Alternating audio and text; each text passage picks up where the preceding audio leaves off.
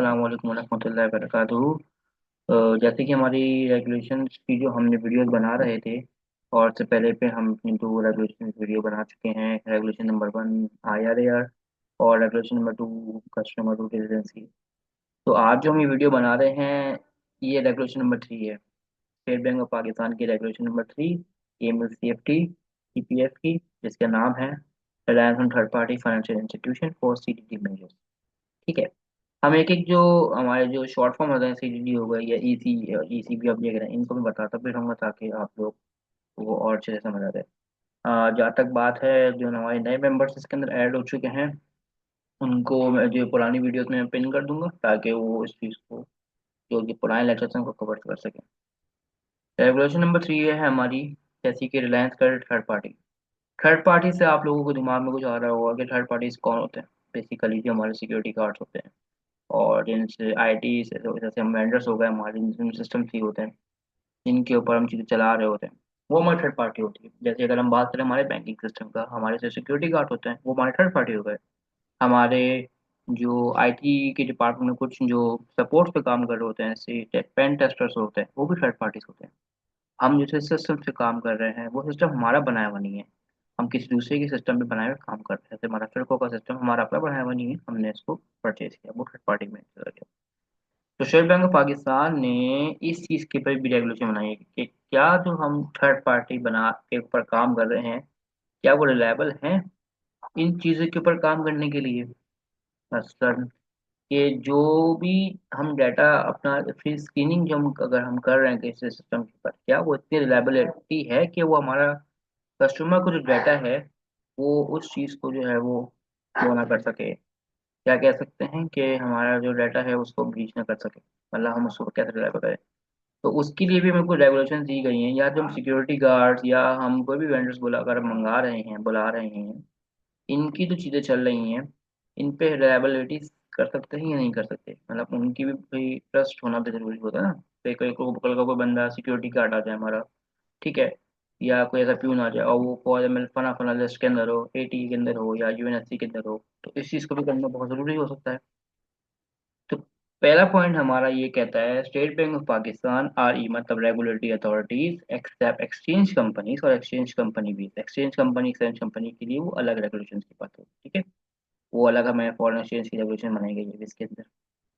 Are allow, ये allow करती है स्टेट बैंक ऑफ पाकिस्तान के हम रिलाय कर सकते हैं थर्ड पार्टी फाइनेंशियल इंस्टीट्यूशन के लिए फॉर CDD में। CDD मेजर्स मतलब customer due diligence. Customer due diligence का मतलब क्या है, प्रॉपर्ली इसकी वेरिफिकेशन करना, बंदा कौन है, क्या करना है, पेपर KYC करना, ठीक है। पहला पॉइंट कहता है कि हम रिलाय कर रहे हैं थर्ड पार्टी के ऊपर, लेकिन थर्ड पार्टी पे रिलाय करने के लिए हमें CDD करना बहुत जरूरी है, इसकी KYC करना बहुत जरूरी है, ठीक है। Ultimate responsibility customer due diligence की मेजर है कि शेल रिमेन करें, स्टेट बैंक रिलाइंग करें ऑन थर्ड पार्टी। हमारा, हमारी रिस्पॉन्सिबिलिटी है कि हम जो भी हमारे थर्ड पार्टी आउटसोर्सिंग को आ रहे हैं उनकी ड्यू डिलिजेंस करें। ड्यू डिलिजेंस करने के बाद उनकी स्क्रीनिंग भी करें। अब हमारे पास ऐसे वेंडर्स आते हैं, ठीक है, अब वेंडर्स की हम स्क्रीनिंग करते हैं, वो सब क्या है, वो थर्ड पार्टी की हो रहा है, ठीक है।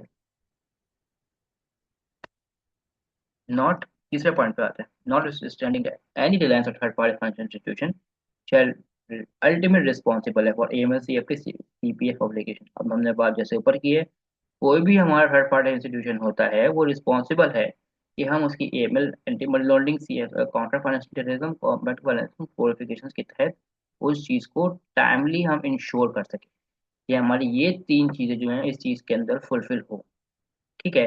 मतलब उनकी जो ट्रांजैक्शन हो रही हैं उनको रिव्यू किया जाए, पेमेंट हम कर रहे हैं, CFT से मुराद है कि वो किसी भी लिस्टेड के अंदर नहीं है, और CPF के कि इनका सोर्स ऑफ बिजनेस हमारा क्या चल रहा है, इंक्लूडिंग जनरेटिंग STR। मतलब हम जो जैसे अपने नॉर्मल कस्टमर को जैसे ट्रीट करते हैं कि कस्टमर आ रहा है, उसकी स्क्रीनिंग कर रहे हैं, उनके ट्रांजेक्शन को मॉनिटरिंग कर रहे हैं, और एग्जिस्टेंस कस्टमर की भी स्क्रीनिंग हो रही है, कोई अपडेट होती है हमारे पास, उस अकाउंट को फ्रीज करवाते हैं, तो ये चीज़ें एप्लीकेबल हमारा थर्ड फाइनेंशियल इंस्टीट्यूशन के लिए भी होता है। थर्ड पॉइंट कहता है। फोर्थ पॉइंट क्या कहता है, हमें ये रिलाय करते हैं कि third party financial institution immediately obtain necessary information. अब बात आ गई, हमने बात की थी कि CDD हम कर रहे हैं, उसके अंदर ये चीज भी है कि CDD जो कर रहे हैं लेकिन किसके तहत कर रहे हैं, Annexure 1 और Annexure 2। जैसे हमें पता है Annexure 1 इस फाइल के नीचे पड़ा हुआ, आपको दिखा भी दूंगा।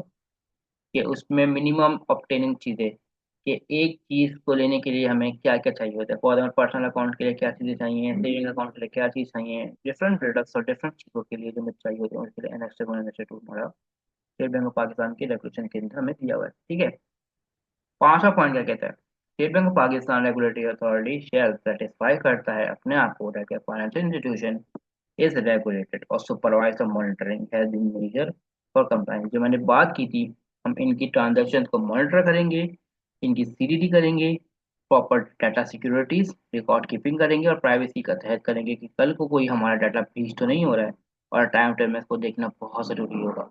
मतलब मैंने अगर फॉर एग्जांपल एक आईटी कंपनी से कोऑर्डिनेट कर दिया मेरी नेटवर्किंग के लिए, तो क्या मुझे इसको ये इंश्योर करना पड़ेगा कि जो मेरा नेटवर्किंग का डाटा है वो ब्रीच तो नहीं हो रहा है, हमारा कॉन्फिडेंशियल डाटा है वो ब्रीच तो नहीं हो रहा है, इन चीज़ों को वेरीफाई करने के लिए। ठीक है, स्टेट बैंक ऑफ पाकिस्तान ये भी इंश्योर करता है कि कंप्लायंस की जो 14 रेगुलेशंस जो है हमारे रेगुलेशन नंबर 14 जो हम सब अभी एंड में जाके पढ़ेंगे, एंड नहीं मतलब सेकंड लास्ट, जो कहते हैं कि counter measure for high registration, मतलब जो भी ऐसा जो है थर्ड पार्टी इंस्टीट्यूशन है वो हाई रिस्क में तो नहीं है। मतलब फॉर एग्जांपल इसकी मिसाल ऐसे हो सकती है कि मैंने एक कंपनी से कोऑर्डिनेट किया, मेरा सिस्टम जो मेरा एक मैंने एक नया लाइसेंस लिया अपने स्क्रीनिंग के सिस्टम का, लेकिन वो जो कंट्री जो सॉफ्टवेयर प्रोवाइड कर रही है वो बेसिकली वियतनाम की है, और Vietnam is our high risk country. तो मुझे चेक करना पड़ेगा कि उस कंट्री ने हमें उसका हाई रिस्क अप्रूवल और प्रॉपर ईडीडी करना बहुत जरूरी है। जो हमारा ईडीडी का प्रोसेस होता है कि अप्रूवल ले जाएगा, केवाईसी होगी, हर चीज़ करने के बाद उसकी मॉनिटरिंग हाई हो जाएगी, उसी को करने के लिए मतलब एक कंपनी है जो पाकिस्तान में चीज़ रहेगी, और ये कंपनी अगर हाई रिस्क के अंदर आ गई तो उसके लिए भी हमें हाई रिस्क अप्रूवल की जरूरत होती है। सातवां पॉइंट जो लास्ट पॉइंट है हमारा, state Bank of Pakistan rely करता है थर्ड पार्टी फाइनेंशियल इंस्टीट्यूशन पे। हम ये मानते हैं कि भाई कि state Bank of Pakistan rely कर रहे हैं, हमें इजाजत दे रहा है कि हम थर्ड पार्टी के ऊपर इंश्योर कर सकें, और ये हमारा और it is the part of same group. अगर कॉर्पोरेट ग्रुप फॉर एग्जाम्पल एक बात होती है कि स्टेट अगर कोई ऐसी थर्ड पार्टी फाइनेंशियल इंस्टीट्यूशन है तो वो पार्ट है उस सेम ग्रुप का, मतलब मीज़ान बैंक का ही पार्ट है, हमारा ही अपना वो है, तो कॉर्पोरेट कोड अप्लाई करेगी हमारी एमएससीएफटी के रेगुलेशन रिक्वायरमेंट की, प्रिस्क्राइब रूल्स और रेगुलेशन हमने दिए हैं, वो ही चीज़ों को फॉलो करेगी, इम्प्लीमेंटेशन करेगी, रिक्वायरमेंट की सुपरवाइज करेगी और उन चीज़ों के साथ चलेगी।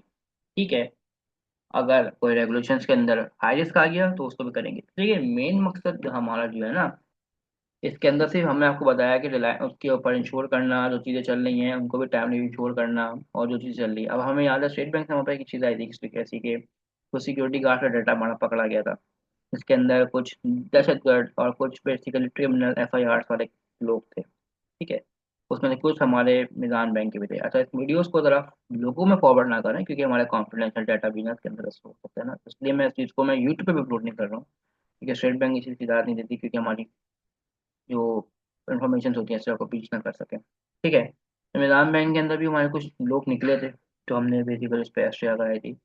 तो उन चीज़ों को रखने के लिए कि हमारे लैंड थर्ड पार्टी जो है वो ब्रीच ना हो सके, रेगुलेशन सारी इंपॉर्टेंट होती है हमारे लिए 1 to लेके 15 तक, और 15 रेगुलेशन को हमको किस तरह के लिए बांटा हुआ है ये हमें पता है कि हर डिपार्टमेंट किस तरीके से उसको फॉलो कर रहा है, और अगर एक भी चीज़ को वो मतलब ब्रीच हो सके तो फिर हमारा फ़ायदा नहीं होता। तो लैंड थर्ड पार्टी भी बहुत ज़रूरी होगी।